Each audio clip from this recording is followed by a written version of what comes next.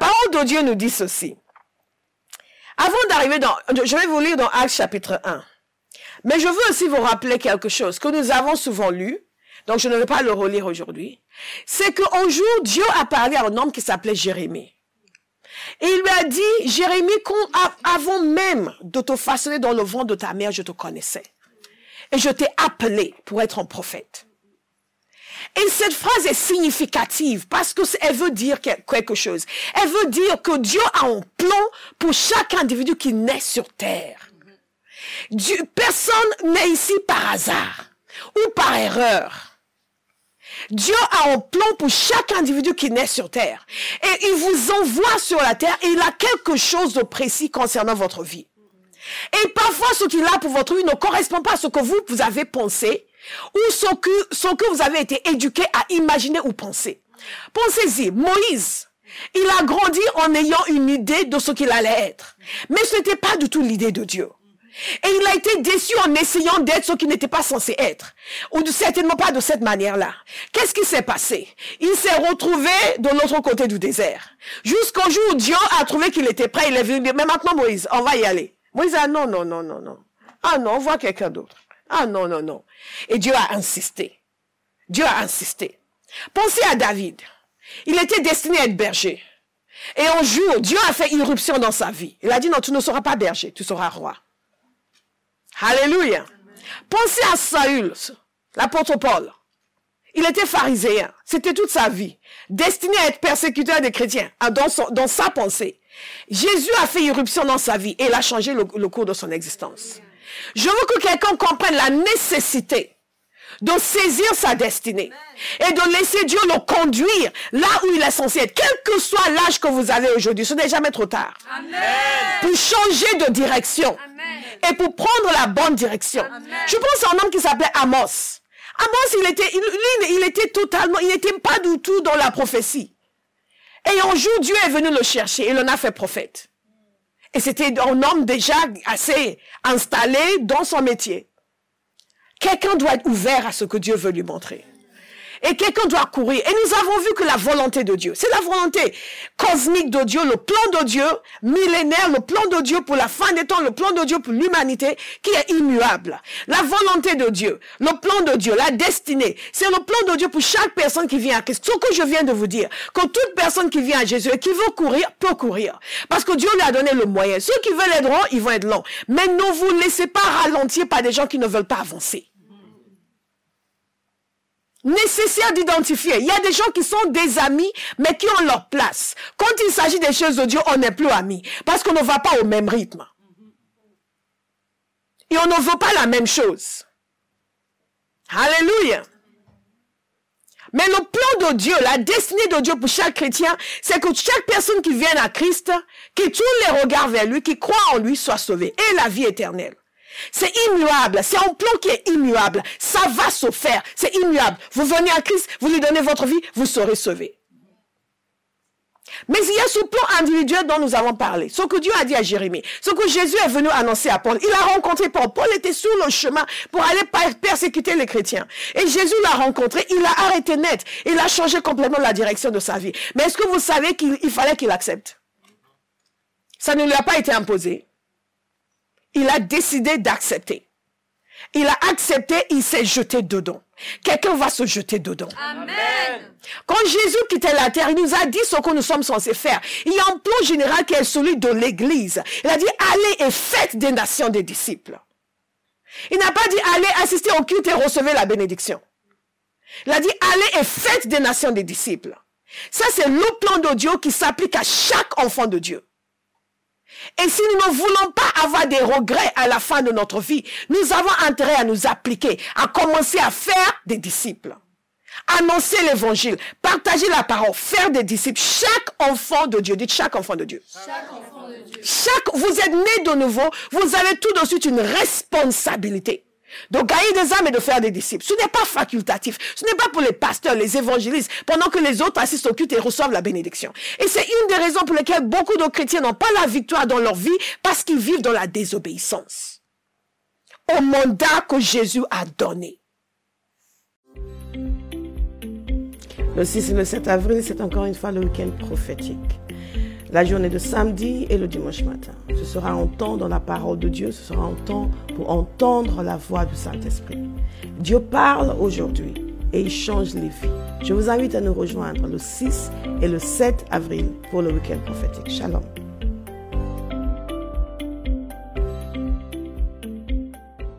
Et dans le contexte de tout cela, qu'est-ce que moi, je dois faire de mon existence? Je vais faire des disciples, je vais gagner des âmes. Je dois aussi avoir une occupation, une activité. Quelle est cette activité? Ou à quoi est-ce que Dieu me destine? Dieu nous révèle ces choses par son esprit. Alléluia. Maintenant, quelles que soient les études que vous avez faites, les exemples que nous avons vus nous montrent clairement qu'avant d'avoir écouté le Seigneur, nous ne savons pas nécessairement dans quelle direction nous devons aller. Et parfois, nous faisons un choix de faire quelque chose, d'étudier telle ou telle chose. Et à la fin, Dieu va vous dire, OK, maintenant tu vas aller dans ce sens. Dites, je vais écouter le Seigneur. Et nous avons compris que pour entrer dans notre destinée, il y a un certain nombre de choses qui sont nécessaires. Et une de ces choses, c'est la prière. Je dois prier pour savoir dans quel sens je dois aller. Je dois prier pour savoir ce que Dieu veut pour ma vie. Je dois prier pour, même quand je suis lancé, comme Salomon qui était déjà roi, je dois prier pour avoir l'équipement nécessaire. Il avait besoin de sagesse. Il a demandé à Dieu en cœur de l'entendement pour pouvoir faire ce qu'il était appelé à faire. Quel que soit ce à quoi je suis destiné, j'ai besoin de prier pour le savoir. J'ai besoin de prier pour l'équipement nécessaire. J'ai besoin de prier pour la direction. J'ai besoin de prier pour la protection. J'ai besoin de prier pour l'aide de Dieu sur le chemin. Moïse avait besoin de prier. Sinon, il serait passé à côté. Combien de fois il serait passé à côté? Alléluia. Salomon avait besoin de prier. Sinon, il n'aurait pas eu la sagesse nécessaire pour conduire le peuple. Et il n'aurait certainement pas eu la richesse qu'il a eue parce que Dieu lui a ajouté cette richesse quand il a demandé la sagesse. Notre destinée est étroitement liée à notre prière. Nous devons prier. Jabez a prié, Dieu a répondu à sa prière et sa vie a changé. Il était différent de ses frères. Il a vécu différemment. Quelqu'un va prier ici. Josaphat a prié et Dieu l'a délivré de la main des ennemis. Plus puissant que lui, mais Dieu l'a délivré. Sur le chemin de votre destinée, tout ne va pas être rose. Il y a des moments où vous aurez besoin de délivrance. Donc nous avons toutes ces prières. Mais il y a aussi une dimension de prière que Josaphat n'avait pas. Que Joseph n'avait pas. Que Salomon n'avait pas. Et que nous avons. Que nous avons. Dans Marc chapitre 1 et dans Jean chapitre 1, Jean-Baptiste, il parlait concernant Jésus. Il a dit, moi je vous baptise d'eau, mais il y a un autre qui va venir. Et là je paraphrase pour rassembler les deux. Et il va vous baptiser du Saint-Esprit et du feu. Alléluia. Amen. Il vous baptise du Saint-Esprit et du feu. Amen. Il vous baptise du Saint-Esprit et du feu. Et Jésus, dans Actes chapitre 1, avant de quitter la terre, regardez avec moi, il parlait avec ses disciples. Et ses disciples, ils voulaient savoir beaucoup de choses intéressantes. Mais Jésus avait une seule chose à leur dire à ce stade. Il avait déjà passé beaucoup de temps avec eux. Et Jésus leur a dit ceci, il posait des questions sur le royaume et Israël. Il a dit, ce n'est pas, au verset 7, ce n'est pas à vous de connaître les temps ou les moments que le Père a fixés dans sa propre autorité, mais vous recevrez une puissance. Lorsque le Saint-Esprit viendra sur vous, et vous serez mes témoins à Jérusalem, dans toute la Judée, dans la Samarie et jusqu'aux extrémités de la terre. La parole de Dieu nous dit qu'après avoir dit cela, il a été enlevé, il a été élevé dans les airs et il est parti. Mais la dernière chose donc qu'ils ont compris, c'est qu'ils devaient rester sur place et ils allaient recevoir le Saint-Esprit. Et en recevant le Saint-Esprit, ils allaient recevoir la puissance. Quelqu'un va dire puissance. Puissance. Puissance. Ça, c'est un mot que nous aimons beaucoup à Abba House. Parce que nous vivons dans un monde de puissance. Et que nous avons besoin de vivre et de voir la manifestation palpable de la puissance de Dieu dans notre génération. La prière que nous avons faite tout à l'heure, la prière pour déclarer la libération, annuler les puissances, les activités occultes et les puissances négatives sur nos vies, cette prière-là ne fonctionne que par la puissance de Dieu. Alléluia. Et quand nous disons ce genre de choses, par la puissance du Saint-Esprit, la puissance de Dieu vient sur les gens et opère une libération. Dites puissance. Il faut aimer ce mot puissance. Et Jésus nous a dit que quand le Saint-Esprit vient, nous recevons la puissance de Dieu. Et dans Actes chapitre 2, il s'est passé quelque chose. Le Saint-Esprit est venu, ils ont reçu la puissance de Dieu et il y a eu une autre manifestation. La parole de Dieu nous dit dans Actes chapitre 2 verset 1, quand le jour de la Pentecôte arriva, ils étaient tous ensemble au même endroit. Tout à coup, il vint du ciel, un bruit comme celui d'un vent violent, qui remplit toute la maison où ils étaient assis. Des langues qui semblaient de feu leur apparurent, séparées les unes des autres. Et elles se posèrent sur chacun d'eux. Dites chacun d'eux. Sans exception. Ils furent tous remplis du Saint-Esprit et se mirent à parler en d'autres langues comme l'Esprit leur donnait de s'exprimer. Ils furent tous remplis. Tous remplis. Et se mirent à parler en d'autres langues comme l'Esprit leur donnait de s'exprimer. Et ensuite, il nous a dit ce qui s'est passé avec les Juifs qui étaient à Jérusalem et qui étaient venus et chacun les entendait parler dans sa propre langue. Ils étaient tous remplis d'étonnement et d'admiration. Et ils se disaient, ces gens qui parlent ne sont-ils pas tous galiléens? Et comment se fait-il donc que nous les entendions chacun dans notre langue maternelle? Alléluia. Et qu'est-ce qu'ils les ont entendus dire au verset 11? Nous les entendons parler dans notre langue des merveilles de Dieu. Et alors Pierre s'est levé, il a commencé à expliquer. Pour dire, mais en fait, ces gens ne sont pas ivres. Mais ce qui se passe ici, c'est ce que le prophète Joël avait annoncé. Dans les derniers jours, au verset 17, dit Dieu, je déverserai de mon esprit sur tout être humain. Vos fils et vos filles prophétiseront, vos jeunes gens auront des visions et vos vieillards auront des rêves. Oui, sur mes serviteurs, sur mes servants, durant ces jours-là, je déverserai de mon esprit et ils prophétiseront. Et il a continué à expliquer la prophétie du prophète Joël. Donc, lorsqu'ils ont reçu le Saint-Esprit tel que Jésus avait promis, ils ont commencé à prier dans d'autres langues. Dans Actes chapitre 10 au verset 44, la parole de Dieu nous dit que Pierre parlait encore.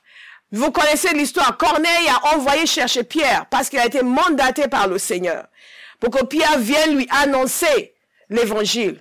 Et Pierre avait reçu une vision du Seigneur pour lui dire qu'il fallait absolument y aller, même si ces gens n'étaient pas des païens. Nous bénissons le Seigneur pour son amour, pour tous. Et Pierre était là, il était en train de parler. Mais pendant qu'il parlait encore, il nous a dit ici, Pierre parlait encore quand le Saint-Esprit descendit sur tous ceux qui écoutaient la parole. Tous les croyants qui étaient venus avec Pierre furent stupéfaits de ce que le don du Saint-Esprit était déversé, même sur les non-juifs. Quelqu'un dit Alléluia. Alléluia. En effet, ils les entendaient parler en langue et célébrer la grandeur de Dieu. Gloire à Dieu. Gloire à Dieu. L'apôtre Paul avait aussi rencontré des gens, des disciples à Éphèse qui n'avaient pas encore reçu le baptême dans le Saint-Esprit. Il a prié pour eux. Quand Philippe est allé en Samarie, les Samaritains ont reçu le Seigneur. Et Pierre et Jean qui avaient appris cela sont allés aussi en Samarie et ont prié pour eux pour qu'ils reçoivent le Saint-Esprit. Après avoir reçu le Seigneur. Ils étaient nés de nouveau, mais ils n'avaient pas encore reçu le baptême dans le Saint-Esprit. Je pense que ça répond aux questions des gens qui disent, oui, mais est-ce que ce n'est pas la même chose que la conversion? Qu'est-ce que nous sommes en train de dire? Nous sommes en train de dire ici que Dieu veut nous donner à tous la capacité de prier dans d'autres langues. Et quand nous parlons d'autres langues dans la parole de Dieu, il y a deux types de langues majeures, principalement. Il y a les langues humaines, il y a les langues spirituelles. Parce que le jour de la Pentecôte, ils les entendaient parler dans leur langue. Et je vous ai souvent partagé aussi une expérience que j'ai eue en Angleterre. J'étais à Kensington Temple et pendant le temps de prière, la personne à côté de moi priait en français. On priait en langue, la personne priait en français. Et à la fin de la réunion, je lui parle et elle ne parlait pas français. Elle me dit, mais je prie en langue, mais elle priait en français. Alléluia. Et c'est exactement ce qui s'est passé le jour de la Pentecôte. Il priait, il parlait des langues qu'il n'avait pas apprises et c'était des langues humaines. Mais nous savons aussi que lorsque nous prions en langue, ce ne sont pas que des langues humaines. Et ça, c'est le deuxième type de langue. Et parfois, nous ne connaissons pas la différence parce que si vous commencez à prier en Yoruba, vous ne saurez pas, il n'y a que moi qui saurai. Vous allez penser que vous priez en langue, mais moi, je saurais que vous priez en Yoruba. Alléluia. Gloire à Dieu. Alléluia. C'est pour ça que parfois, quand je prie pour des gens qui viennent d'origines différentes pour recevoir le baptême dans le Saint-Esprit, et ils commencent après, je leur dis, c'est ta langue ou c'est... Et il m'est arrivé que les gens commencent à prier dans leur langue maternelle. Et si je ne pose pas la question, ah, il a reçu. Non, il n'a pas encore reçu. Il est encore en train de prier en crétois. Alléluia. Ça, c'est juste un petit point pour ceux qui prient pour les gens. Soyez sensibles à cela. Maintenant, si la personne ne parle que la même langue que vous, ne parle que français, vous savez que quand elle commence à prier dans une autre langue, c'est certainement le Saint-Esprit. Mais il y a des gens qui vont qui veulent que vous les laissiez tranquilles. Donc, vous leur dites, OK, on va prier, ils vont commencer à prier en créole. Bon, le créole, on peut identifier. Donc, manque de peau pour l'haïtien. Si vous êtes appris en créole, on saura que c'est le créole. Gloire à Dieu. Mais donc, sachons ce, donc, nous pouvons prier dans des langues humaines. Si Dieu veut communiquer un message à quelqu'un qui est là. Et il y a un serviteur de Dieu, il a dit quelque chose de très intéressant dans son livre. Il a eu une expérience de ce genre. Il était en train de prier pour une femme. Et il lui disait que le Seigneur allait il donnait une parole de connaissance pour sa guérison. Le problème, c'est que c'était aux États-Unis, c'est une hispanique qui ne parlait pas un mot d'anglais, ne comprenait pas du tout.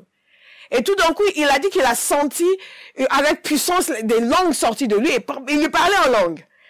Et à un moment donné, il s'est arrêté. Et il lui a dit quelque chose en espagnol. Lui, il a répondu en langue. Mais il ne savait pas pourquoi il lui parlait comme ça. C'est à la fin que les autres lui ont dit, ah, mais vous lui avez parlé en espagnol. Dieu, vous voyez à quel point Dieu est miséricordieux et Dieu est bon. Dieu lui a permis de lui parler en espagnol alors qu'il ne parlait pas un mot d'espagnol. Et il lui a dit exactement la même chose qu'il avait dit en anglais. Nous servons un Dieu de puissance. Dites puissance. Puissance. Puissance. Nous servons un Dieu de puissance. Et Dieu veut manifester sa puissance. Et donc, nous avons donc ces possibilités. Et quand nous parlons dans une langue surnaturelle et spirituelle, cela se manifeste de différentes manières. Parfois, c'est notre langue de prière habituelle, qui aussi peut avoir des diversités. Et parfois, c'est un message qui est donné. Et c'est important pour nous de distinguer qu'il y a des moments où vous priez simplement. Comme lorsque nous élevons nos voix, nous prions ensemble. Mais il y a des moments où quelqu'un va se lever pour donner un message en langue. Et là, il faut une interprétation. Parce que si vous vous levez, nous sommes tous assis, vous vous levez pour donner un message en langue, il n'y a pas d'interprétation, on ne comprend rien de ce que vous dites. Et ça ne nous bénit absolument pas. Et c'est de cela que parle l'apôtre Paul dans 1 Corinthiens chapitre 14. Dans cette église à Corinthe, il y avait beaucoup d'abus, les gens parlaient en langue à tort et à travers. Tout le monde parlait. Les gens se levaient et parlaient en langue et s'asseyaient. Les gens se levaient et parlaient en langue et s'asseyaient. Et personne ne comprenait ce qui se disait. Donc, il a écrit, une des choses qu'il a corrigées dans cette église, il y avait tellement de choses à corriger, mais une des choses qu'il a corrigées dans cette église, c'est cet abus-là. C'est le fait qu'il n'y avait aucun ordre et que les gens se levaient pour parler et personne ne savait de quoi ils parlaient. Donc, il leur a expliqué la nécessité quand quelqu'un se levait pour donner un message en langue d'avoir une interprétation. Dans 1 Corinthiens chapitre 12, nous avons la liste des manifestations de l'esprit qui sont des dons spirituels et tous n'exercent pas les mêmes dons. Et c'est là où nous avons ce type de langue, les dons, le parler en langue et l'interprétation des langues. Les deux vont ensemble. Alléluia. Et donc, celui qui reçoit ce genre de don doit aussi demander au Seigneur de pouvoir l'interpréter. Et vous avez vu cela en manifestation ici. Et que c'est une autre autorité, quand Dieu vous utilise dans ce don, ce n'est pas la même chose que quand vous priez en langue habituellement. Il y a une autorité derrière quand vous libérez une parole en langue. Ça vient avec une autorité divine qui est très puissante. Et donc, il y a cette parole qui est libérée, il y a l'interprétation qui vient. Alléluia. Gloire à Dieu. Mais lorsque nous parlons, ce dont nous parlons ici, c'est le troisième cas de figure où nous prions en langue pour notre édification. Dieu nous donne cette capacité à chacun qui le veut. Les gens me demandent toujours, est-ce que nous sommes obligés de prier en langue? Nous ne sommes pas obligés. Nous avons la possibilité. Allez, mais ce n'est pas une obligation. Dieu ne vous forcera pas à prier en langue. Mais si vous voulez, vous pouvez. Est-ce que chaque chrétien peut? Oui, chaque chrétien peut. Est-ce que si je suis baptisé du Saint-Esprit et que si je ne prie pas en langue, ça veut dire que je ne suis pas baptisé du Saint-Esprit? Je ne peux pas le savoir. Tu peux être baptisé du Saint-Esprit et décider de ne pas prier en langue. Pourquoi? Parce que le Saint-Esprit ne force pas. Il y a des cas où il y a une telle manifestation de l'Esprit que les gens commencent à prier en langue malgré eux. On a déjà vu des cas comme ça. Ils commencent à prier en langue. Oh, qu'est-ce qui m'arrive? Malgré eux. Mais dans la majorité des cas, Dans la majorité des cas, il y a une coopération de votre part qui est nécessaire. Donc parfois les gens reçoivent, le Saint-Esprit est là, il s'est manifesté, il les a remplis, il les a entourés, mais ils ne parlent pas en langue. Pourquoi? Dans certains cas, parce qu'il y a des réserves. J'ai prié ici une fois pour une jeune femme venue de province qui, vraiment d'une vieille famille évangélique qui aimait le Seigneur, mais n'était pas du tout dans ces mouvances-là. On leur avait appris depuis longtemps que, ouh là là, les gens qui prient en langue, c'est étrange, plus personne ne prie en langue, parce qu'il y a des gens dans l'église qui sont convaincus que c'est fini le don des langues, plus personne ne prie en langue, et que si quelqu'un prie en langue, c'est les démons. donc, il y a certains milieux qui ils sont convaincus que les dons ont cessé. Il n'y a aucun verset biblique qui dit que les dons ont cessé, aucun. Et pourquoi les dons cesseraient alors que nous en avons tellement besoin, tellement besoin. Donc, ils ont enseigné aux gens que les dons ont cessé. Elle a vécu dans ce genre de milieu. Quand j'ai prié pour elle, elle venait parce qu'elle avait vraiment soif. Elle sentait aride, elle avait besoin de la puissance de Dieu. Et j'ai prié avec elle. Je voyais que la puissance du Saint-Esprit était sur elle. Elle pouvait prier en langue. Mais je savais aussi qu'elle n'allait pas le faire. Pourquoi? Des années de tradition qui ont amené une espèce de crainte, une espèce de carcan. Et en plus, au milieu des gens, et ce n'était même pas au moment où on priait pour tout le monde, c'était à la fin de la réunion. Je l'ai dit, il n'y a pas de pression. La puissance de Dieu est là. Le Saint-Esprit est déjà venu sur vous. Quand vous rentrez à la maison, seul, laissez-vous aller. Vous allez commencer à prier en langue. Et c'est exactement ce qui s'est passé. C'est exactement ce qui s'est passé. Donc, il faut avoir beaucoup d'ouverture à ce niveau et aussi beaucoup d'amour pour pouvoir aider les gens qui ont quelques difficultés avec. Alors, pourquoi c'est si important? Moi, je considère que si l'apôtre Paul dit qu'il fait quelque chose, c'est que c'est quelque chose de bon. Et quand l'apôtre Paul écrivait, même à cette église de Corinthe, où ils étaient tellement, il y avait beaucoup d'abus dans cette église, des problèmes, des problèmes d'ordre moral, il y avait beaucoup de confusion. Mais même là, il leur a dit, n'interdisez pas aux gens de parler en langue. Et non seulement ça, il leur a dit, je remercie Dieu parce que je prie en langue plus que vous tous. Et je pense qu'il y a beaucoup de gens aujourd'hui qui n'ont pas compris pourquoi il a dit cela. Et il a dit cela parce que avec les corrections qu'il a apportées, les gens risquaient de dire maintenant, les langues c'est pas bon, c'est pas bon. Et lui il a dit non, je prie en langue plus que vous tous. Si l'apôtre Paul priait en langue plus que toute une église réunie, c'est qu'il priait beaucoup en langue. Et s'il priait beaucoup en langue, c'est que c'est important de prier en langue. Et quand on comprend la dimension de révélation que cet homme avait, on comprend pourquoi. Donc, il disait cela et il disait aussi ceci. Il a dit, je désire que vous parliez tous en langue.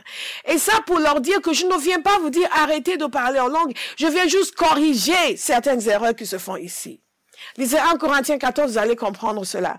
Et donc, il leur dit, je désire, si l'apôtre Paul désire que nous parlons tous en langue et que lui-même prie en langue plus que nous tous, plus que eux tous, parce que moi, je suis en concurrence avec lui, nous allons voir au ciel qui a prié le plus en langue. Alléluia. Comme vous le savez, dès que j'arrive au ciel, dès que j'aurai vu le Seigneur, c'est Paul. Ah, cet homme extraordinaire. Zemare Gadosh Tokade. Il a facilité ma vie de prière. Parce que ma vie de prière, c'est ça. Je me dis, Seigneur, donne-moi ce que tu as donné à Paul. Donne-moi la révélation de Jésus qu'il avait. Alléluia. Alléluia. Donc, si l'apôtre Paul pense que c'est bénéfique, c'est certainement que c'est bénéfique. Dites, c'est bénéfique. C'est vraiment bénéfique. Et nous avons vu différents types de langues. Et l'apôtre Paul disait aussi dans ce passage, bon, la parole de Dieu nous dit que celui qui parle en langue ne parle pas aux hommes, mais à Dieu. Celui qui parle en langue ne parle pas aux hommes, mais à Dieu. Donc, manifestement, là, il ne s'agit pas des langues comme un signe pour les non-croyants, parce que ça, c'est aussi une utilisation des langues. Il ne s'agit pas là non plus comme des langues humaines que l'on utilise pour que Dieu nous permet de parler, pour communiquer avec des personnes. Alléluia, qui ne parlent pas la langue que nous parlons, mais là, parce qu'il y a beaucoup de gens qui disent, non, quand ils ont parlé en langue, ils ont parlé des langues humaines, et c'est tout. Non, ce n'est pas tout. Nous voyons ici qu'il y a une dimension de parler en langue où nous ne parlons pas aux êtres humains, nous parlons à Dieu. Vous me suivez? Donc, c'est important de comprendre cela pour pouvoir évoluer et ne pas être limité. Et moi, je veux parler à Dieu. Je veux parler à Dieu. Je veux parler à Dieu. Et donc, quel est donc l'impact? Quel est le lien entre cela et l'accomplissement de notre destinée? Une des choses que l'apôtre Paul explique dans 1 Corinthiens 14, c'est que celui qui fait des actions de grâce en langue, il le fait bien. Il fait bien les actions de grâce. Donc, quand nous prions en langue, nous faisons des actions de grâce. Nous louons le Seigneur. Il nous a dit aussi que nous déclarons des mystères à Dieu. Donc, c'est pour la louange, c'est pour les actions de grâce, c'est pour la communion avec Dieu. Toutes ces choses qui nous construisent spirituellement, qui nous permettent d'être spirituellement solides. Celui qui parle en langue parle avec Dieu. Qui est-ce qui a envie de parler avec Dieu ici? Moi, j'ai envie de parler avec Dieu. Alléluia. J'ai envie de parler avec Dieu. Zamakanos tobere. Seigneur, j'ai envie de parler avec Dieu. God is good. Et j'ai envie aussi de déclarer des mystères à Dieu. Il y a la communion avec le Seigneur qui se passe lorsque nous parlons en langue. Donc, nous voyons différentes choses. Mais il y a une dimension qui aussi est importante pour nous par rapport à notre destinée. La connaissance que nous avons de Dieu, la révélation de Dieu, nous avons vu cela hier, c'est le soubassement de notre vie spirituelle. Et c'est le soubassement de l'accomplissement de notre destinée. Nous sommes ce que Dieu dit que nous sommes. Ce que nous sommes, c'est grâce à ce qu'il est. Et ce qu'il est nous est révélé dans sa parole. Mais il se passe quelque chose d'extraordinaire, parce qu'il nous a dit ici que celui qui parle, il nous a dit aussi que celui qui parle en langue déclare des mystères à Dieu. La parole de Dieu nous parle également des mystères, des choses qui ont été révélées aux saints apôtres et qui nous sont maintenant communiquées. Il y a des réalités en Dieu, des vérités en Dieu dont l'homme n'a pas conscience. C'est comme il nous a dit que l'œil n'a point vu et l'oreille n'a point entendu. Ce que Dieu a préparé pour ceux qu'il aime. Mais il nous les a révélés par son esprit. Donc l'esprit de Dieu joue un rôle de révélation dans nos vies. Lorsque nous prions dans le Saint-Esprit, nous déclarons des mystères à Dieu. En d'autres termes, nous déclarons à Dieu des choses que l'œil n'a point vues, que l'oreille n'a point entendues. Mais en priant en langue, nous qui ne les connaissons pas, nous les déclarons à Dieu. Pourquoi? Parce que le Saint-Esprit qui les connaît, les déverse en nous. Alléluia. Et nous amène à formuler des choses à Dieu dont nous n'avons même pas conscience dans notre intellect. C'est vraiment important de le saisir parce que nous vivons dans un monde spirituel. Dieu est esprit. Nous sommes esprits. Le monde est spirituel, pas purement intellectuel. Et il y a certaines sections de l'église où leur foi est purement intellectuelle. Tous ceux qui dépassent leur intellect, ils ne peuvent pas accepter. Mais la réalité des choses, c'est que notre intelligence est limitée. Elle est limitée par les informations qui ont été déposées en elle. Ce que je ne t'ai pas dit, tu ne sais pas. Tu me suis? Il y a tellement de choses dont tu n'es pas au courant. Mais tu peux être en train de dire des choses par le Saint-Esprit à Dieu que dans ton intelligence, tu ne connais pas. Alléluia. Dieu nous invite à un degré de communion inimaginable. Inimaginable. Et c'est important de le saisir parce que quand nous avons reçu le Saint-Esprit, c'est Dieu lui-même que nous avons reçu. Quelqu'un se souvient que quand Dieu s'est manifesté sur le mont Sinaï, il s'est manifesté par le feu. La parole de Dieu dit que les flammes de feu montaient jusqu'en plein ciel. Quand il s'est manifesté devant le sacrifice d'Aaron, il s'est manifesté par le feu. Quand il s'est manifesté, quand Salomon a construit son temple, il a dédicacé son temple, il s'est manifesté par le feu. Quand Daniel a eu une révélation du trône de Dieu, qu'est-ce qu'il a vu? Le feu. Quand Ézéchiel chapitre 1, au verset 22, 25, 26, a eu la révélation du trône de Dieu, qu'est-ce qu'il a vu? Le feu par-dessus. Et il vit l'apparence d'un homme, avec le feu dans la partie supérieure, le feu dans la partie inférieure. Que le feu. Quand le Saint-Esprit est descendu sur terre, il s'est manifesté comment? Il s'est manifesté par le feu. Et Dieu a utilisé cela pour imprégner la conscience de tous ces gens qui étaient des Juifs, qui comprenaient la manifestation de Dieu par le feu dans leur histoire et dans leur théologie. Et qui donc saisissaient le fait que mais Dieu est venu. Dieu est venu. Dieu est venu. Dieu est venu. Dieu est venu. Et il est venu demeurer avec les êtres humains. Alléluia. Et nous équiper, nous amener dans une autre dimension d'existence. Où nous pouvons maintenant aller au-delà des limites de la mentalité humaine. et commencer à fonctionner dans le monde spirituel, à parler avec Dieu dans le monde spirituel, avec des langues spirituelles qu'il nous donne, pour dire des choses spirituelles dont notre intelligence n'a même pas connaissance. Celui qui parle en langue déclare des mystères à Dieu. Moi, j'ai envie de déclarer des mystères à Dieu.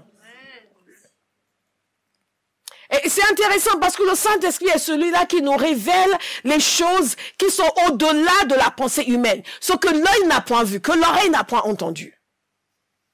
Est-ce que vous me saisissez? Des choses qui vont au-delà de la connaissance humaine, au-delà de l'intelligence humaine, que le Saint-Esprit connaît. La parole de Dieu nous dit que c'est lui qui nous les révèle. Moi, je veux la révélation. Il y a des gens qui sont tellement fiers de ce qu'ils savent. Je me souviens une fois, le Seigneur m'a parlé, il m'a dit, tu as fait plus confiance à ton intelligence qu'à ma puissance. Quand vous entendez des choses comme ça, vous vous asseyez, vous commencez à réfléchir. Vous commencez à réfléchir et à revoir votre copie. Parce que parfois, la bénédiction de l'intelligence peut être aussi une malédiction.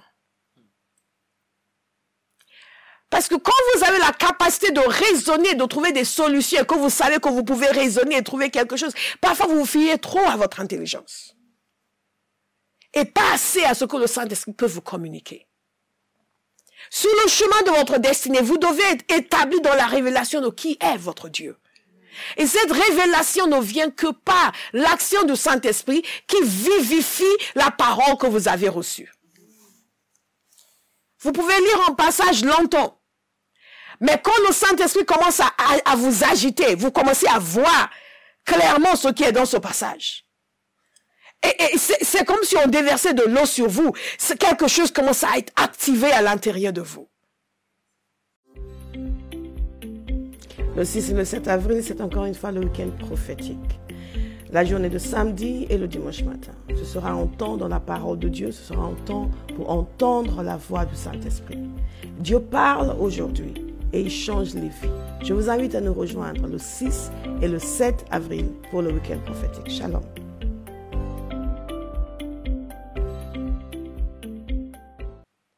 Quand nous prions en langue, nous gagnons en révélation.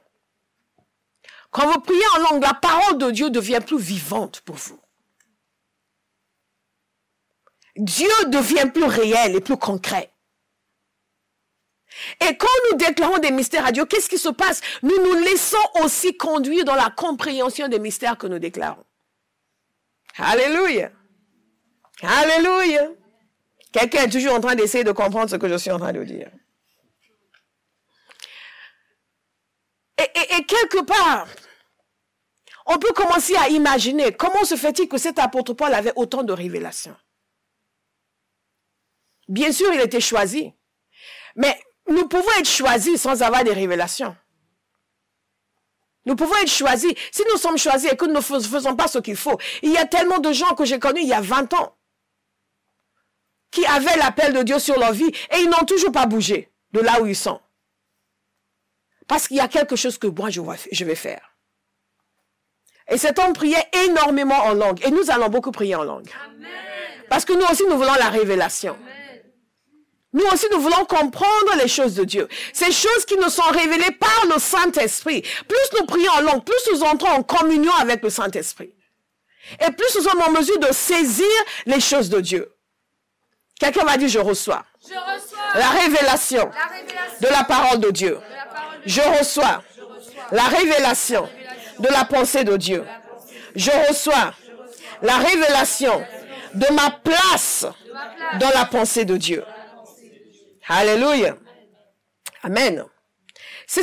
Donc cette dimension de révélation est très importante. Mais il y a aussi une autre dimension qui est importante. C'est la dimension de l'édification. Dans 1 Corinthiens 14, verset 4, celui qui parle en langue s'édifie lui-même. C'est la même chose que nous avons dans Jude 20 qui nous parle de nous édifier sur notre sainte foi en priant en esprit. Et s'édifier, c'est se construire. Est-ce que vous savez que vous n'êtes pas visible? Vous êtes invisible. Votre corps est visible, mais vous n'êtes pas visible. Vous êtes à l'intérieur de votre corps. Et il y a une construction intérieure qui se fait. Et cette construction est souvent négligée par les chrétiens au profit des bienfaits extérieurs. Ah, Seigneur, béni. La nouvelle maison, béni. Le nouveau mari, béni. Mais l'homme intérieur ne change pas. Une des choses qui se passe quand nous prions en langue, c'est que nous nous bâtissons à l'intérieur. Nous nous construisons à l'intérieur. Nous nous développons à l'intérieur. Nous grandissons spirituellement à l'intérieur. Qui va s'édifier. Ça me ramène à ce que je disais au début avant de commencer le message. La construction que vous faites dans votre vie va se manifester, va se voir. Les gens qui regardent l'apparence extérieure ne voient pas qui vous êtes. Vous jugez sur la base des apparences. Ah oui, lui, il perd ses cheveux. Ouh là là. C'est un peu comme les filles qui viennent. Oui, je veux me marier, pasteur. Ok, quel type d'homme est-ce que tu veux? Ah non, il faut qu'il soit beau. Mais ce n'est que l'apparence. Parce qu'il est beau aujourd'hui, mais demain, il va perdre ses cheveux. Il va prendre un peu de poids. Qu'est-ce qui va se passer? Mais le vrai homme est intérieur. Et la parole de Dieu dit que celui qui prie en langue s'édifie. Il n'est pas en train de se mettre du maquillage. Il est en train de se construire à l'intérieur. Il est en train de devenir plus fort, plus puissant, plus solide à l'intérieur. Il est en train de devenir plus costaud à l'intérieur. Est-ce qu'il y a quelqu'un qui veut devenir plus costaud à l'intérieur? Alléluia. C'est un peu la démonstration que nous avons faite hier à la prière. Vous vous souvenez? Du frère baraqué et le frère pas baraqué. Et quand les tempêtes de la vie arrivent, le coup de poing de MC, il tient ou il ne tient pas, selon la force qu'il a à l'intérieur. Et là, c'est sur le plan physique, mais c'est la même chose à l'intérieur. Nous, les vierges folles et les vierges sages, quelle réserve est-ce que nous avons à l'intérieur? Quelle réserve est-ce que nous avons? Et quand nous prions là, nous nous construisons. Vous avez besoin de cela pour accomplir votre destinée. Parce que comme nous avons vu, sur le chemin de la destinée, même quand vous savez où vous devez aller, sur le chemin, il y a des choses à affronter. Il y a des géants dans la terre promise. Il y a des personnes qui, curieusement, ne sont pas d'accord avec la grande estimation que vous êtes faite de votre vie. Alléluia. Avec la grande destinée que vous pensez avoir. Certains vont dire, non, je m'inscris en faux. Certainement, le diable va venir sur le chemin pour dire,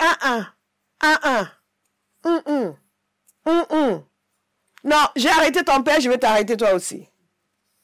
J'ai bloqué ta famille, je vais te bloquer toi aussi.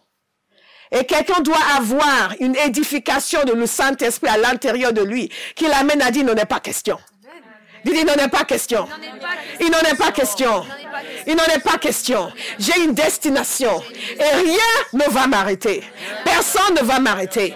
Parce que je suis solide à l'intérieur et je suis capable de résister. Alléluia. Et ne pensez pas que Satan soit comme les êtres humains, qui est impressionné par l'apparence extérieure ou qui méprise à cause de l'apparence extérieure. Il n'est pas stupide. Nous sommes des êtres spirituels. Dans le monde spirituel, on voit qui est qui. Ce n'est que dans le naturel qu'on ne voit pas qui est qui. Dans le monde spirituel, on voit qui est qui. Dans le temps que le Seigneur m'appelait au ministère, je ne comprenais pas pourquoi il m'appelait au ministère. Parce que moi, les serviteurs de Dieu, c'était les grands gaillards bien baraqués. C'est les serviteurs de Dieu. Moi, je veux bien aimer. Et je disais, non, mais pourquoi moi Mais nous sommes des êtres spirituels. Son corps n'est que la couverture. À l'intérieur réside la vraie personne. Et quand nous prions en langue, nous nous édifions. Nous nous construisons, nous nous fortifions, nous nous bâtissons. Et quand nous bâtissons, nous construisons à l'intérieur, nous sommes en mesure d'avancer, de terrasser les géants et de conquérir notre terre promise. D'obtenir ce que Dieu a pour nos vies et de ne pas capituler face à l'opposition. Et de ne pas nous faire avoir, de ne pas nous laisser tromper. Et de ne pas... Vous comprenez, il y a beaucoup de gens qui ne comprennent pas. Qu'on ne vit pas juste comme ça au hasard. On vit en configurant soi-même sa destinée. en déterminant ce que... Vous ne pouvez pas dire, on ne sait pas ce qui va se passer. Vous pouvez déterminer ce qui va se passer. Il y a des gens qui vous disent, oui, mais je ne sais pas, peut-être dans 5 ans, j'aurai rétrogradé. Jamais. Jamais. Jamais.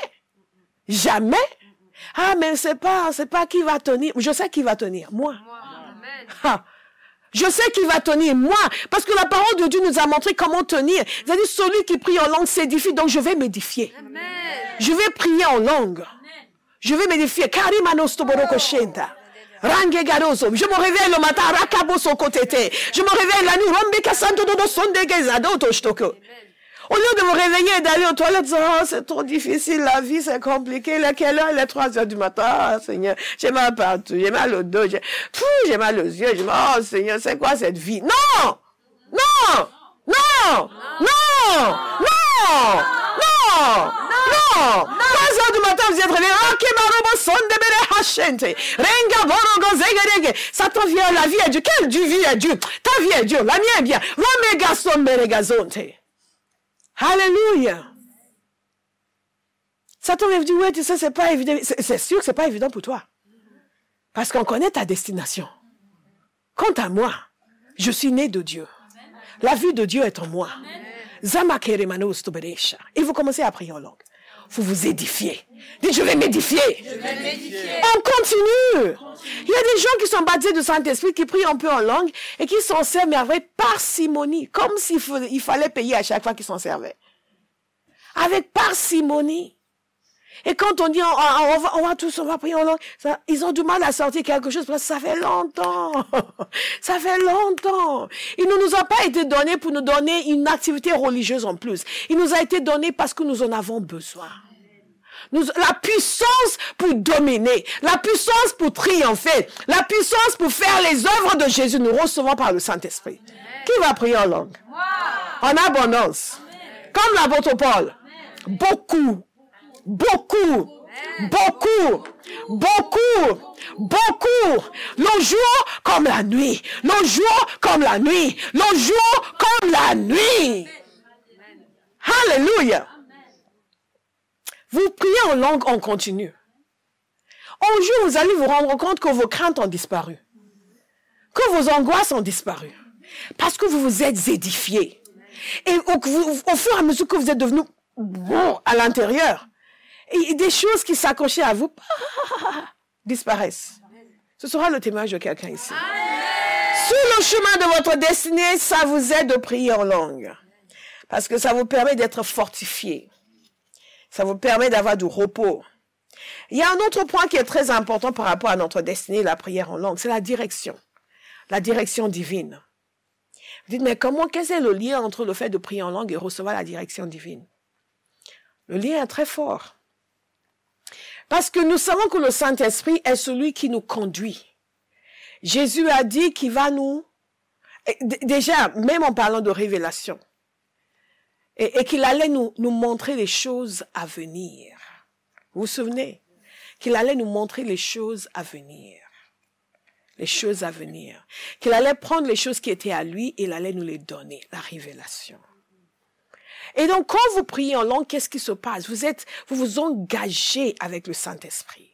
Parce que c'est le Saint-Esprit qui vous aide à formuler les mots que vous dites. C'est une imbrication avec le Saint-Esprit qui est extraordinaire. Ce qui fait que tout ce qu'il est venu faire est déversé dans votre vie. C'est lui qui nous donne la direction à suivre. C'est lui qui nous conduit.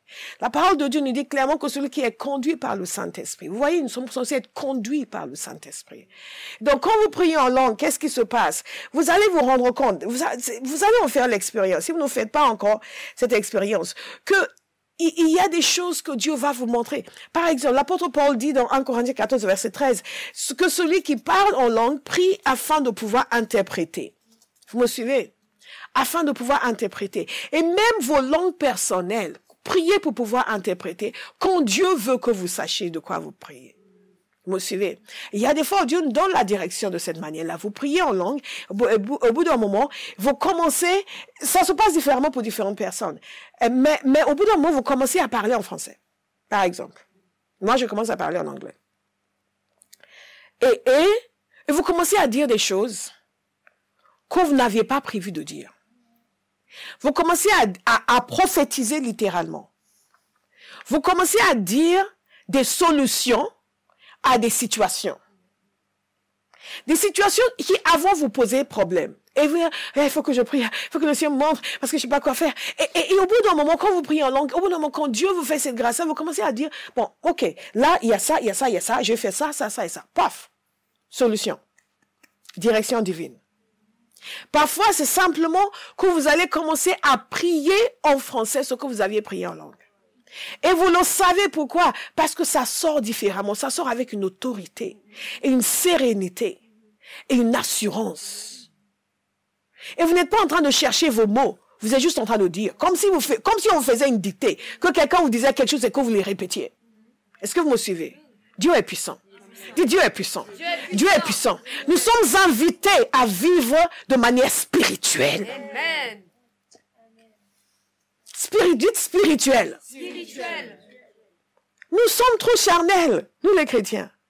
Nous sommes trop charnels, mais nous allons devenir spirituels. Amen. Alléluia. Parce que le Saint-Esprit a la solution pour tout. Et il a toute la direction dont nous avons besoin. Parfois, comment est-ce que nous recevons la direction? Quand vous priez beaucoup dans le Saint-Esprit, il y a un moment donné, vous pouvez à un moment donné dans la prière, vous asseoir et simplement, ou rester debout ou être à genoux, simplement, vous savez. Vous savez ce qu'il convient de faire. Vous savez. Vous savez, comme si quelqu'un a ouvert votre cerveau et l'a mis à l'intérieur. Dieu permet que cela passe de votre esprit à votre intelligence. Et quand je parle de l'esprit, je ne parle pas de l'intelligence, parce que parfois en français, on fait le mélange. Je parle de l'homme spirituel. Vous me suivez? Et donc, cela passe dans votre intelligence, et tout d'un coup, vous savez. Simplement une conscience de quelque chose. C'est comme si, par exemple, j'étais là avec les yeux fermés, et tout d'un coup, je viens consciente de quelque chose. Béatrice s'approche, et sans la voir, je sais qu'elle est là. Il y a une conscience de quelque chose qui se manifeste parfois. Et Dieu nous donne la direction par ce moyen-là. Alléluia. Alléluia. Ne venez pas me dire, j'étais en train de prier. Je suis devenue consciente du fait que Pierre était là. Donc j'ai compris qu'il est mon mari. Mais il est déjà marié. Non, mais c'est pas grave, pasteur. Vous avez dit que... Non, je ne l'ai pas dit. Je ne l'ai pas dit. Alléluia. God is good. Dieu est bon. Il a pour vous les moyens pour nous d'accomplir tout ce qu'il a prévu pour notre vie. Lorsque nous prions en langue, donc, Dieu nous emmène dans la direction dans la dimension de révélation. Par exemple, au mois de décembre l'année dernière, c'était au mois de décembre ou avant le mois de décembre, j'étais en train de prier. À un moment donné, j'avais prié longuement. J'avais prié en langue pendant des heures et des heures et des heures et des heures. J'avais prié 2 jours de suite. Et j'avais prié longuement. Et je priais simplement parce que il fallait que je prie. Et je priais. Et à un moment donné, j'avais déjà fini de prier. J'étais assis sur mon canapé. Et j'ai commencé à parler. J'ai commencé à dire certaines choses. Et tout d'un coup sorti, expansion, ascension, accélération. Expansion, ascension, accélération. Expansion, ascension, accélération. J'ai pris mon cahier et j'ai noté. Et c'est ce que le Seigneur était en train de déposer pendant ce temps de prière en langue. C'est une des choses qu'il était en train de déposer pendant ce temps de prière en langue. Vous allez recevoir la direction pour votre vie. Amen. Alléluia. Amen. Vous n'allez plus être dans la confusion. Amen. Vous n'allez plus être dans l'incertitude. Nous devons vivre dans la certitude de ce que Dieu veut. Parce que nous avons reçu son Saint-Esprit. Et c'est le Saint-Esprit qui nous conduit. Imaginez, si Jésus avait vécu dans l'incertitude, la parole de Dieu nous dit qu'après son baptême, le Saint-Esprit l'a conduit dans le désert. Vous suivez? Maintenant, ce n'était pas l'endroit logique, selon la logique humaine. Parce que là, il a reçu son baptême. Là, maintenant, il fallait qu'il se manifeste. Et en plus, Jean avait dit, regardez-le, l'agneau de Dieu qui ôte les péchés du monde. C'était le moment pour lui de dire, oui, maintenant, c'est le moment, parce que Jean parle de moi, il faut que je me lance là. Mais le Saint-Esprit l'a conduit dans le désert pendant 40 jours. D'autant que les gens l'oublient, quoi. Vous me suivez? Pour que vous compreniez la différence entre la logique humaine et la logique de Dieu. Mais quand il est allé faire ses 40 jours, la parole de Dieu nous dit qu'il est sorti revêtu. Revêtu. Revêtu. Revêtu. Revêtu de la puissance du Saint-Esprit. Alléluia. La logique de Dieu. Mais il était conduit par le Saint-Esprit. Il savait exactement ce qu'il fallait faire. Il n'était pas là. Ben, je sais pas. Jean, tu penses que je devrais aller dans le désert? T'es pas sûr? Ben, j'ai demandé aux pharisiens. Vous pensez que je devrais aller dans le désert? Non? Tu es qui, toi? Va chez ta mère. Ah bon? N'empêche que je vais aller chez ma mère. Allez, maman, tu penses que je dois aller dans le désert, mon fils? Ah non, le désert. Ah non, mon fils, non, viens à la maison. Parce que même pendant qu'il avait déjà commencé son ministère, sa famille était encore venue le chercher pour le ramener à la maison. Ah, il y a beaucoup d'entre vous, vous n'êtes pas entrés dans votre destinée parce que votre famille vient encore vous chercher pour vous ramener à la maison. Dites, je vais connaître la direction de Dieu pour ma vie. Je vais prier en langue. Alléluia. Il se passe quelque chose lorsque nous prions en langue. C'est que le Saint-Esprit nous permet de prier parfaitement. Dites parfaitement. Je pense que ça, c'est une des dimensions que j'aime le plus. Zamaragade stakata. Et qui me donne envie de prier en langue à chaque fois. Parce que la parole de Dieu nous dit dans Romains chapitre 8, et c'est une dimension d'intercession qui va encore plus loin que le fait de prier en langue simplement. C'est qu'il y a une dimension, il y a une profondeur. Vous me suivez? Où le Saint-Esprit vient et nous dit dans Romains 8, au verset 26, de même l'Esprit aussi nous vient en aide dans notre faiblesse. Si vous voulez savoir pourquoi je dois prier en langue, parce que vous avez des faiblesses. Et que le Saint-Esprit vient vous aider dans votre faiblesse. À cause de notre faiblesse. Pourquoi faut-il prier en langue? À cause de notre faiblesse. Pourquoi avons-nous besoin de Saint-Esprit? À cause de notre faiblesse. Nous ne sommes pas devenus parfaits lorsque nous avons été convertis. Non, nous avons encore des faiblesses et le Saint-Esprit doit aller au-delà de notre faiblesse. Et qu'est-ce qu'il nous dit ici? Il nous dit ceci. En effet, nous ne savons pas ce qu'il convient de demander dans nos prières. Mais l'Esprit lui-même intercède par des soupirs que les mots ne peuvent exprimer. Et Dieu qui examine les cœurs sait quelle est la pensée de l'Esprit parce que c'est en accord avec lui qu'il intercède en faveur des saints. Et dans la version du sommeil, il dit ceci, l'Esprit vient nous aider dans notre faiblesse. En effet, nous ne savons pas prier comme il faut. Nous ne savons pas prier comme il faut, mais l'Esprit lui-même intercède en gémissant d'une manière inexprimable. Nous ne savons pas prier comme il faut. Les échecs que nous connaissons dans nos vies sont principalement des échecs de prière. Nous ne savons pas prier comme il faut, mais l'Esprit lui-même vient nous aider. Il vient nous aider. Chaque fois que vous êtes troublé par une situation, c'est que vous ne savez pas prier comme vous devriez. Nous ne savons pas prier comme il faut. Et donc, dans les situations de nos vies, nous avons besoin du Saint-Esprit pour nous aider à prier comme il faut. Il ne suffit pas juste de dire, oui, mais bon, Seigneur, tu vois, j'ai un problème parce que Béa, elle m'a fait ça, il faut que tu interviennes, il faut que ceci, il faut que cela. Parfois, c'est plus que ça. Parfois, c'est plus que ça.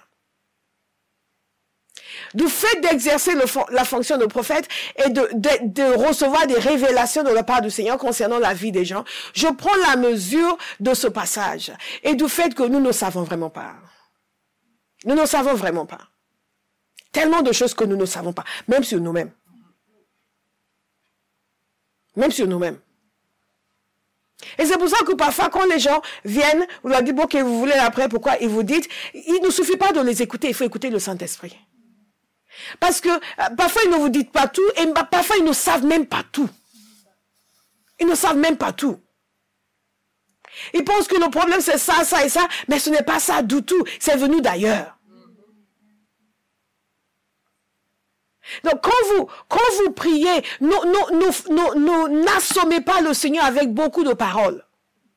Oui, tu vois, Seigneur, et il y a ça, et après je suis allé les voir, et ils m'ont dit ça, et après tu as vu, quand j'étais allé voir mon frère, et mon frère aussi m'a dit ça, mais Seigneur, considère que ce qu'ils m'ont dit. Et après, Seigneur, tu vois, en plus j'avais prié, et tu m'avais dit ça, et après je suis allé le voir, et lui il m'a dit ça, et il m'a dit ça, et ils vous racontent, et disent ça.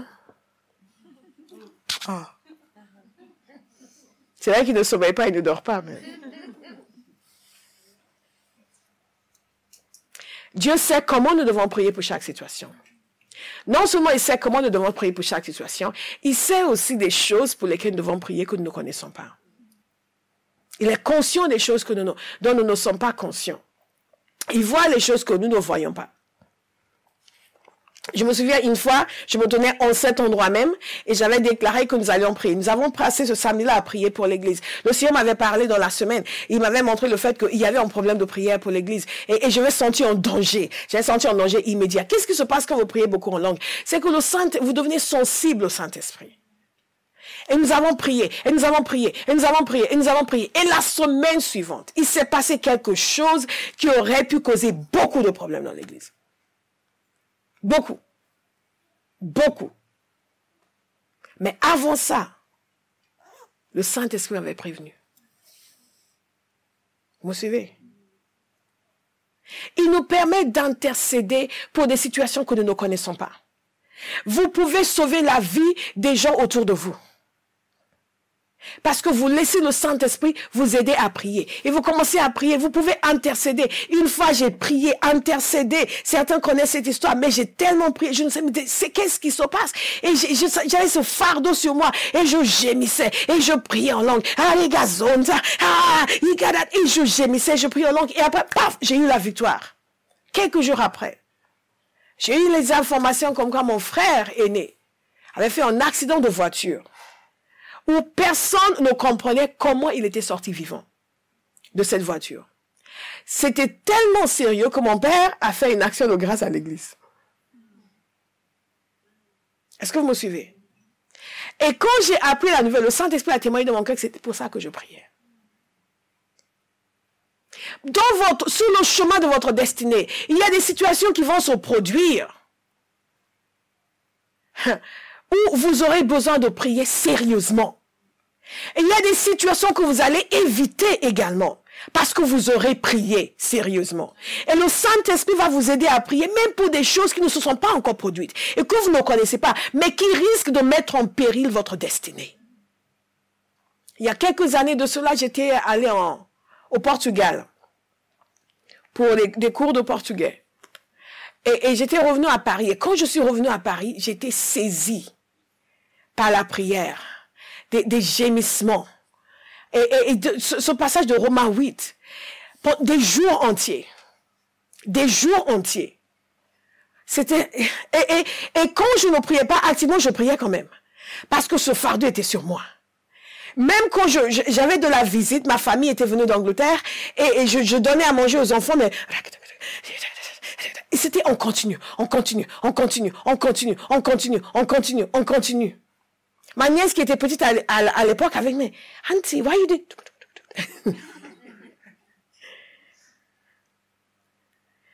Et donc, je lui ai expliqué la prière en langue, le Saint-Esprit, et le fait que ça allait au-delà de ma prière en langue habituelle. Là, c'était vraiment des gémissements. C'était un fardeau de prière. Chaque jour, jour après jour, après jour, après jour. Mais qu'est-ce qui se passe? Peu de temps après, j'ai découvert des choses qui auraient pu déstabiliser complètement ma vie chrétienne. Qui aurait pu déstabiliser ma vie. Il y a eu un changement radical dans ma direction. Le groupe avec qui j'étais, il a fallu les quitter. J'ai appris des choses. Pendant une semaine, je marchais comme une zombie. Et imaginez ce qui se serait passé si le Saint-Esprit ne m'avait pas saisi pour prier pendant des jours et des jours. Et je sentais à l'intérieur de moi que j'arrivais à la fin de quelque chose. Que quelque chose, le mot en anglais c'est closure. It was time for closure.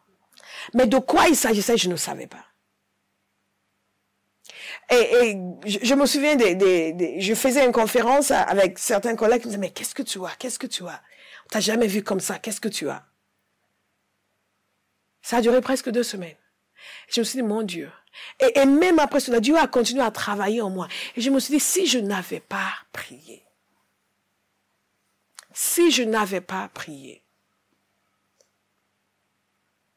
si je n'avais pas prié.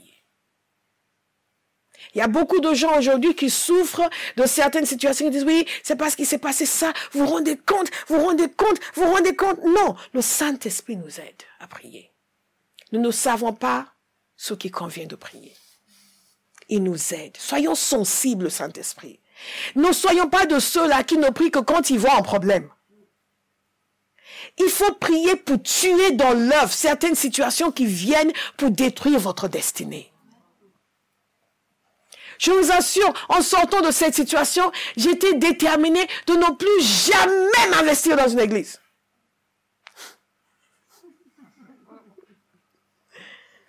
Pour moi, c'était j'aime Dieu, donc je vais quand même aller quelque part et je m'assois au fond de la salle. Dès que la réunion est finie, je m'en vais. Je n'ai confiance en personne. Je n'ai confiance en personne. Personne. Aucun chrétien, aucun pasteur, moi, surtout pas. Je n'ai confiance en personne. Je vais aller parce que j'aime Jésus. Au fond de la salle. Dès que c'est fini, je prends mes affaires avant que quiconque m'adresse la parole. Imaginez si je n'avais pas prié. Est-ce que vous me suivez? Et aujourd'hui, je vois beaucoup de gens qui sont là. Oh non, moi, il y a des gens qui disent, oui, mais oh, non, on était dans une église, c'est passé des choses. Après maintenant, non, on ne va plus dans aucune église. Il faut prier. Dites, il faut prier. Il faut prier. Il faut prier. Parce que si vous ne priez pas, vous allez... Imaginez si j'avais fait cela. On ne sera pas là. Alléluia. On ne sera pas là. Je peux compter le nombre de personnes qui aujourd'hui sont en vie parce que j'ai répondu à l'appel de Dieu. Où seraient-elles ces personnes? Je ne parle même pas du fait que sont nés de nouveau, sont en vie, physiquement en vie, qui seraient aujourd'hui décédés. Quelqu'un va prier. Pour votre destinée, vous allez prier. Parce que vous seul en êtes responsable. Vous ne pouvez pas vous tenir devant Dieu et dire, je ne fais pas parce qu'ils m'ont fait ça. Vous me suivez? Oui, il s'est passé telle situation. J'étais dans une église, il y a eu des problèmes. Ils ont dit, le pasteur, il a volé mon épouse. Si le pasteur vous vole votre épouse, qu'est-ce que vous faites? Vous les laissez s'en aller. S'ils veulent s'en aller, ils s'en vont. Vous leur pardonnez. Et vous reprenez votre vie. Alléluia. Parce que Dieu n'a pas changé d'avis sur vous. Eux ont déserté leur destinée, mais ne désertent pas la vôtre. Parce qu'eux ont déserté la leur. Mais pour ça, il faut prier. Il faut beaucoup prier. Vous serez étonné des choses qui arrivent. Il y a un jeune homme qui avait dit que son pasteur a eu une liaison avec sa fiancée. Je dis, wow. Vous entendez des choses et ouf, il faut prier. Il faut prier. Ton pasteur a eu une liaison avec ta fiancée. Et lui, il est marié. Oh, il faut prier. Dites, je vais prier. Je vais prier. Je vais prier. Dieu nous aide. Il nous a donné le Saint-Esprit pour qu'il nous aide. Quand nous devenons sensibles au Saint-Esprit, par le fait de beaucoup prier en langue, va vous rendre très sensible spirituellement. Et ça vous permet de mettre de l'ordre dans votre vie. Parce que vous allez être sensible à l'encouragement de Dieu. Il y a des choses que Dieu va vous donner de faire. À un moment donné, vous allez avoir envie de tout abandonner. Mais quand vous priez beaucoup en langue, le Saint-Esprit va vous encourager. Non seulement vous êtes édifié, mais vous êtes encouragé. Vous êtes encouragé. Mais il y a aussi des moments dans votre vie où le Saint-Esprit va vous reprendre. Il y a des choses que vous faites, tout le monde trouve que vous êtes merveilleux, sauf Dieu. Sauf Dieu. Et vous êtes là en train de... Vous êtes là dans votre gloire. Le Saint-Esprit va mettre le doigt dessus. Ça. En fait, mais Seigneur, tout le monde a trouvé ça bien. C'est ah non, moi pas. Mais tout cela vient pourquoi? Parce que nous sommes sensibles. Dites, je veux être sensible au Saint-Esprit. Je veux être sensible au Saint-Esprit. Et une des raisons pour lesquelles les gens deviennent orgueilleux, c'est parce qu'ils ne sont pas sensibles au Saint-Esprit. Un chrétien qui est orgueilleux, c'est quelqu'un qui n'est pas sensible au Saint-Esprit. Parce que quand on est sensible, on ne peut pas être orgueilleux. On ne peut absolument pas être orgueilleux. On a l'assurance en Christ. On sait qui on est. Personne ne peut vous piétiner. Mais vous n'allez pas non plus vous élever au-dessus des autres. Parce que tout de suite, il va vous montrer la correction. Mais, tu te prends pour qui? Vous êtes là, ah, en fait, pardon Seigneur, je me dis un peu égaré. Vous me suivez? La prière en langue nous rend sensibles. Nous rend sensibles à ce que Dieu dit, à ce que Dieu veut faire. Le fait de prier en langue nous permet d'entrer dans le monde surnaturel de Dieu. Quelqu'un va dire surnaturel. Surnaturel. Non, dites-le avec assurance, surnaturel. Surnaturel. Beaucoup de chrétiens, surtout dans le monde occidental, vivent uniquement dans le monde naturel. Dans le monde naturel. Et subissent le monde surnaturel. Nous sommes censés fonctionner dans le surnaturel. Parce que notre Dieu est un Dieu surnaturel. Et nous sommes des esprits. Et les esprits fonctionnent de façon surnaturelle. Alléluia. God is good. Lorsque nous chassons les démons, est-ce que les démons sont naturels? Vous les voyez physiquement? Si vous les voyez, c'est en esprit que vous les voyez. Mais ils sont là. Et quand on les chasse, ils s'en vont. C'est surnaturel. Nous sommes censés fonctionner dans le surnaturel. La guérison est surnaturelle. Lorsque vous déclarez une parole et que la personne reçoit la parole et la maladie s'envoie, dites surnaturel. Nous devons aimer le surnaturel. Et Dieu veut ouvrir nos yeux. Une fois, j'étais en train de prier pour une jeune fille. Je lui ai dit, mais pourquoi je vois des chaussures? Je priais pour elle que je voyais des chaussures. Dieu m'a ouvert les yeux, je voyais des chaussures. Mais ces chaussures, en fait, ne sont pas mises. Elle me regardait. Et je dis, mais il y a un passage qui me vient à l'esprit. Qui c'est le passage qui me venait à l'esprit? Les chaussures de zèle. Vous me suivez? J'ai dit, donc, ce qui veut dire, vous avez des chaussures. Dieu parle de ce passage. Ces chaussures ne sont pas mises. Ce qui veut dire que vous avez perdu votre zèle. Elle m'a dit, c'est vrai. Dites, ouvre mes yeux, Seigneur. Ouvre mes yeux, Seigneur. Ouvre mes yeux, Seigneur. Il y a un serviteur de Dieu qui, à un moment donné, il a compris que le Seigneur lui a donné une vision, qu'il a peine de comprendre qu'il devait tout abandonner et entrer dans le ministère. Mais il ne savait pas quoi faire. Donc, qu'est-ce qu'il a fait? Il a arrêté son travail et il s'est enfermé quelque part et il a passé son temps à prier. Il priait toute la journée et c'était dur. Il priait pour tous ceux qui bougeaient. Et au bout d'un moment, il ne savait plus quoi faire, il commençait à prier en langue. Parce qu'il avait reçu le baptême dans le Saint-Esprit, mais il n'avait pas appris les vertus de la prière en langue. Vous êtes en train d'apprendre. Vous n'avez pas d'excuses. Donc, puisqu'il ne savait plus quoi faire, il s'était engagé à prier toute la journée comme s'il allait au travail. Il n'avait rien d'autre à faire, personne n'avait invité pour prêcher. Donc, il a commencé à prier. Donc, il a commencé à prier en langue. Il a fait ça pendant 3 mois. Et un jour, quelqu'un est venu pour l'inviter pour assister à une réunion où il est allé avec soulagement. Ça lui permettait de sortir de cet endroit où il priait. Mais il ne s'était pas rendu compte de quelque chose. Du fait qu'en priant comme cela, Dieu l'avait transformé. Dieu l'avait transformé. Et lui, il est arrivé en retard, donc il s'est assis au fond, et il y avait une dame à côté de lui. Et quelqu'un enseignait. Et il a dit, c'était ennuyeux. C'était ennuyeux. Vraiment très ennuyeux. Qu'est-ce qu'ils disent? Et il s'est retourné pour voir la personne à côté de lui. Et tout d'un coup, il a vu quelque chose. Et il a vu ses radios suspendus dans l'air. Il dit, mais c'est quoi ça? Elle a regardé. Elle a regardé quand il a vu. Regardez les autres s'ils ont vu la même chose. Paf, il l'a vu. Et le Seigneur lui a parlé. Il a compris qu'il fallait qu'il prie pour cette dame. Il a vu, il a dit, mais vous avez eu un problème à la jambe? Oui, sa jambe cassée ou quelque chose. Oui, oui, oui. Il dit, mais il faut que je prie pour vous. Il n'avait pas l'habitude de ce genre de choses. Mais Dieu lui a ouvert les yeux spirituels. Dites surnaturel. Surnaturel. Elle a dit, ben, d'accord. Et lui, il ne savait pas du tout comment faire. Il a fait ce qu'il faisait dans sa pièce où il priait. Il a commencé à prier en langue très fort pendant la réunion. Ne faites pas ça ici. Il a commencé à prier en langue très fort.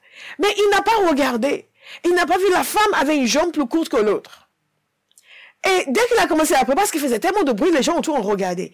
Et tous ont vu. La jambe plus courte s'allonger. Paf! Et lui, il était là encore.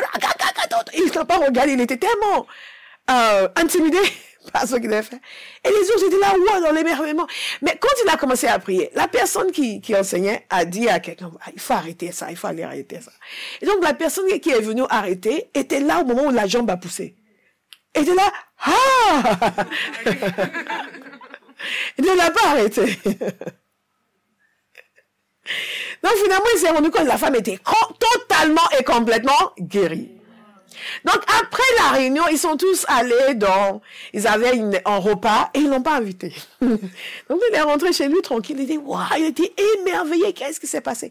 Sauf que la femme qui était là, elle faisait partie de leur groupe, rien n'a pu l'arrêter. Dès qu'ils sont arrivés là-bas, elle s'est mise sur l'estrade, elle dit, regardez-moi! Elle a commencé à raconter tout ce que Dieu avait fait pour elle. Les gens voulaient l'arrêter, elle n'a pas arrêté. Qui est-ce qui veut ce que j'ai? Et plein de gens qui ont relevé la main. Donc du coup, elle a appelé l'homme et dit, il faut que vous veniez.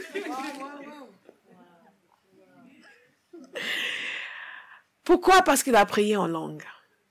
Pendant 3 mois, il faisait que ça. Et il ne savait même pas ce que Dieu allait faire. Il priait en langue.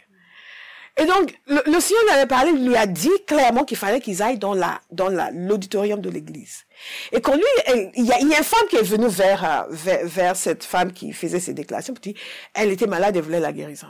Donc, ils ont appelé cet homme. Et quand il est arrivé, il voulait aller dans une petite pièce à côté. Non, on va aller dans la salle de l'église, la salle de culte. Parce que le Saint-Esprit lui avait dit d'aller dans la salle de culte. Donc, ils sont allés dans la salle de culte. Il y avait des gens qui étaient là.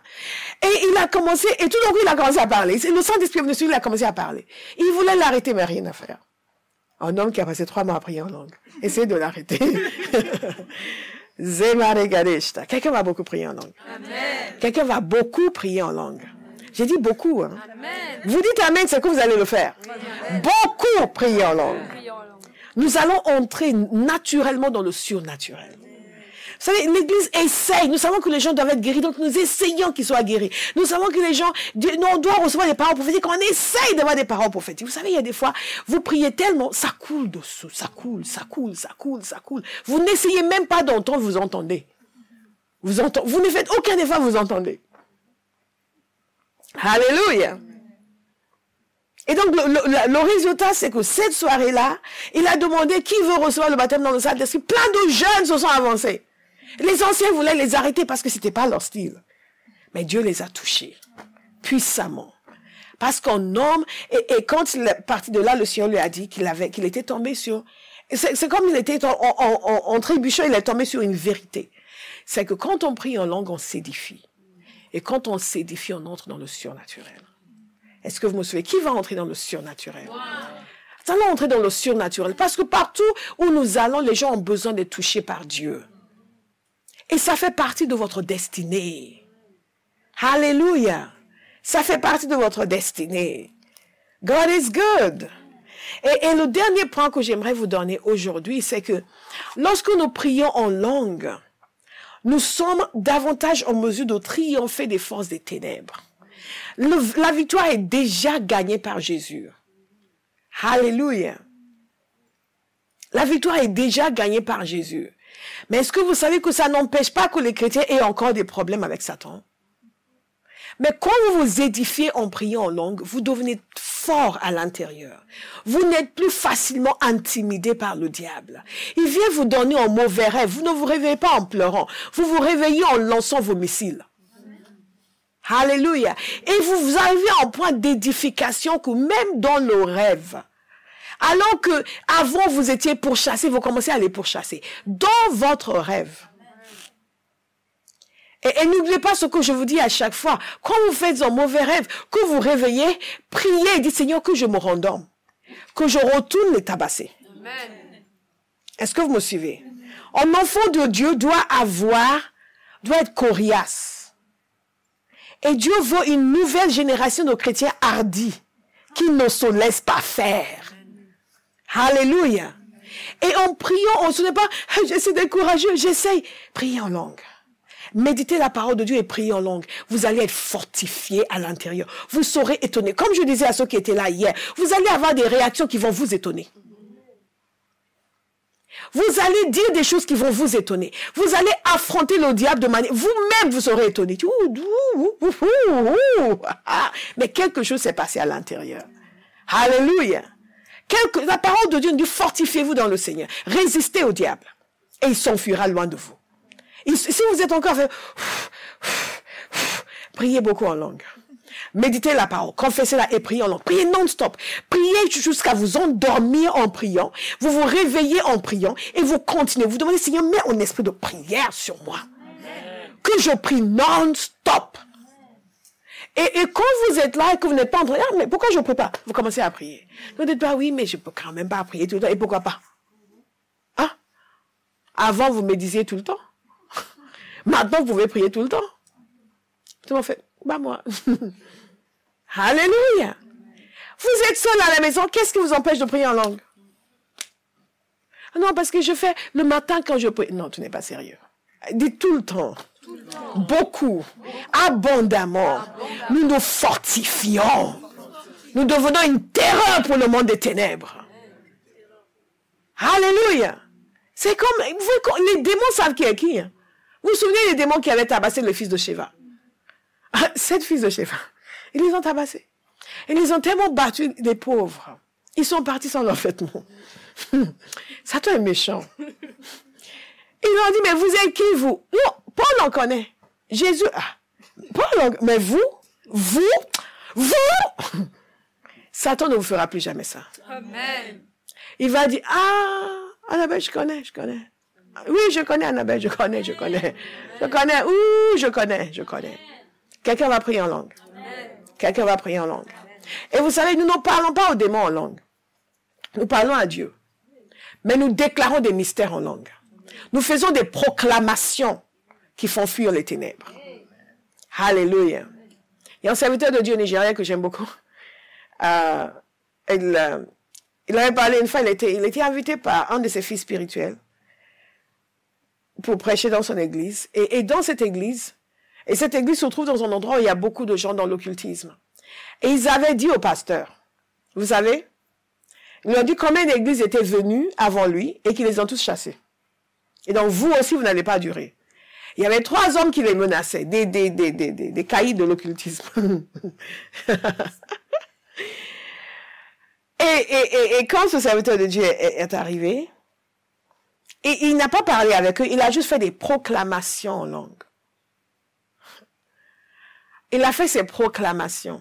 Écoutez, quelques jours après, 2 de ces personnes étaient décédées. Une 3e en agonie. Il y avait une 4e qui était comme une espèce de sous-fifre, qui a couru à l'église pour donner sa vie à Jésus. Alléluia. Nous servons un Dieu puissant. Dites puissant.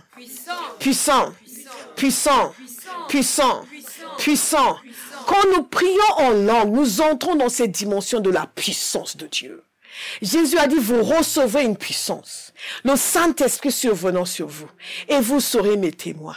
Je vais vous dire une chose. Vous n'avez pas le droit de prier en langue et de vivre dans la défaite. Non. Parce que le Saint-Esprit qui vous aide à parler, qui vous aide à prier, va vous aider dans tous les domaines de votre vie. Amen. Mais nous devons être conscients du fait que ce n'est pas juste des langues que Dieu m'a données. C'est le Saint-Esprit qui m'aide à prier. Ce n'est pas quelque chose qui est séparé de Dieu, divorcé. Oui, alors ce sont mes langues. Mes langues. Non, non. C'est à chaque fois que j'ouvre la bouche, je laisse le Saint-Esprit m'aider à prier. Et je vais finir sur ce point. Je veux que vous compreniez aussi que quand nous prions en langue, parce que beaucoup de gens, pendant des années, parce qu'ils ne se sont pas appliqués, prient de la même façon. Ils sont nés de nouveau depuis 20 ans, ils sont convertis depuis 20 ans, ils prient d'une certaine façon, il n'y a que ça. Il y a des diversités. Parce que Dieu fait des choses différentes à chaque fois que vous ouvrez votre bouche pour prier en langue. Je vous ai souvent donné des démonstrations ici. Le Saint-Esprit, par sa grâce, me permet à chaque fois de donner des démonstrations. Pour que vous compreniez que quand vous vous appliquez, le Saint-Esprit va vous amener dans différentes façons de prier en langue. Et différents types de langues selon les circonstances. Est-ce que vous me suivez? Mais cela demande l'implication de l'individu qui veut courir. Qui veut courir? Moi. Qui veut avancer. Amen. Que nous soyons délivrés de la paresse. Amen.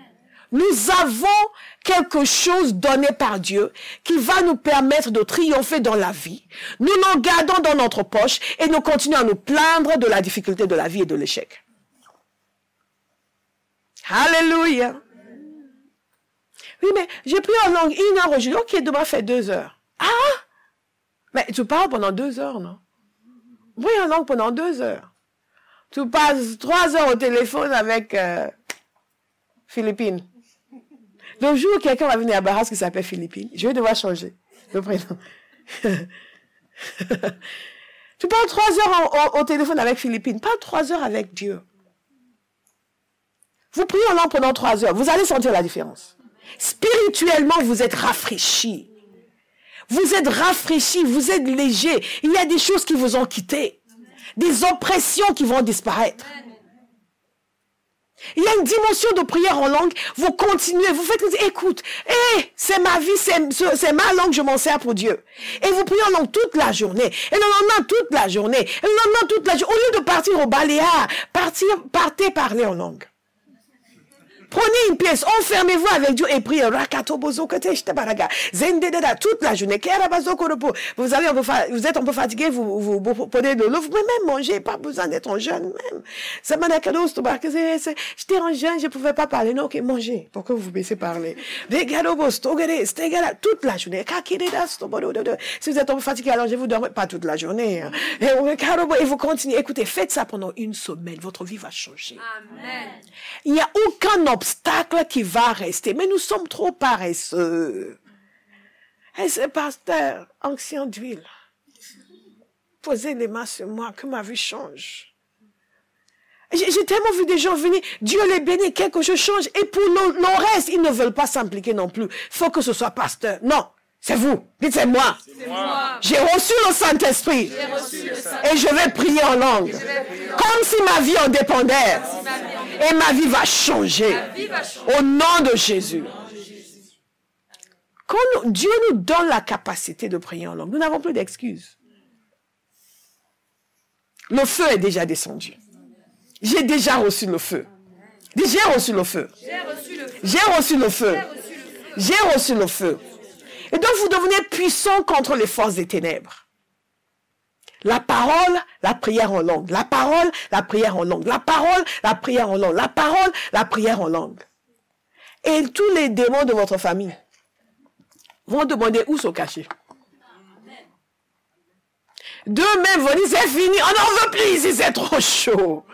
Ce sera le témoignage de quelqu'un. Au nom de Jésus.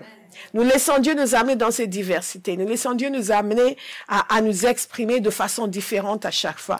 Et ne soyez pas, laissez le Saint-Esprit vous conduire. Il y a des gens qui ont peur de parler en langue par les démons. Ah, vous n'avez pas confiance au Saint-Esprit, vous avez confiance dans les démons? C'est quand même extraordinaire. Et Jésus a dit clairement que si nous lui demandons du poisson, il ne va pas nous donner. Hein? Si nous demandons du pain, il ne va pas nous donner une pierre. Donc il donne le Saint-Esprit à celui qui demande. Dès lors où vous êtes né de nouveau, vous n'êtes pas candidat pour recevoir la langue des démons. Vous êtes candidat pour recevoir la langue du Saint-Esprit. Alléluia. Alléluia. Et sachez que les démons ne font que copier Dieu. Et si effectivement vous voyez les gens parler en langue par les démons, vous avez intérêt à parler en langue par le Saint-Esprit. Parce que comment est-ce que vous allez les contrer? God is good. Et la parole de Dieu dit que le jour de la Pentecôte, ils étaient tous remplis. À la maison de Corneille, ils étaient tous remplis. Quand Paul a prié pour les chrétiens d'Éphèse, les disciples d'Éphèse, ils étaient tous remplis. Je peux vous encourager que vous pouvez tous être remplis. Amen. Alléluia. Vous pouvez tous être remplis. Vous pouvez tous être remplis. Alléluia. Jésus nous dit ceci. Notez Luc 11, verset 11. C'est facile de se rappeler.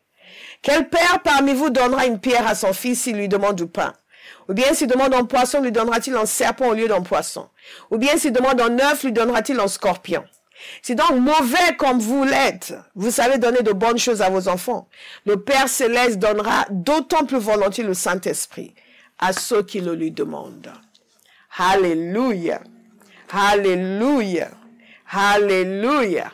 Il donne le Saint-Esprit à ceux qui le lui demandent. Et le Saint-Esprit nous permet de nous exprimer dans des langues que nous n'avons pas apprises, mais qui sont des langues qui nous permettent de parler directement avec Dieu et aller au-delà des limites de nos pensées. Est-ce qu'il y a quelqu'un qui veut s'engager pleinement pour dire, ah, je vais assurer ma destinée. Amen. Je vais laisser le Saint-Esprit m'aider à prier. Amen. Pour enlever les obstacles, pour faire face à l'adversité, pour être fort, pour faire ce que je dois faire, pour triompher de toutes les situations, pour rester dans la pureté, dans la sainteté devant Dieu. Parce que cette édification aussi vous permet de dire non au péché. Là où les autres vont succomber, vous n'allez même pas être tentés. Alléluia, parce que vous êtes fortifiés à l'intérieur. Gloire à Dieu. Alléluia. Gloire à Dieu. Alléluia. Gloire à Dieu. Amen. Gloire à Dieu. Amen. Gloire à Dieu. Remanagaboste. Gloire à Dieu. Amen. Gloire à Dieu. Amen. Et si vous rencontrez quelqu'un qui vous dit que vous n'êtes pas censé prier en langue à l'église, ce n'est pas vrai. Ce dont l'apôtre Paul parle dans 1 Corinthiens 14, ce sont les gens qui donnaient des messages en langue et qui n'interprétaient pas. Qui se levaient, qui parlaient, dites quelque chose en langue et ça c'est, on se dit quelque chose en langue. Non, ce n'est pas comme cela. Mais nous parlons à Dieu. Lorsque nous prions ensemble en langue, nous parlons à Dieu. Nous ne sommes pas en train de nous donner des messages à nous-mêmes. Et quand il y a un moment où un message vient, il y a une interprétation. Alléluia. Donc ne laissez personne vous voler. Ça veut dire qu'il faut prier en langue que en privé. Déjà que les gens prient en langue en public, ils ont du mal à le faire en privé. Imaginez s'ils ne prient pas du tout. À l'église, ils ne le feront même pas à la maison. Zemana, quelqu'un veut se lever maintenant.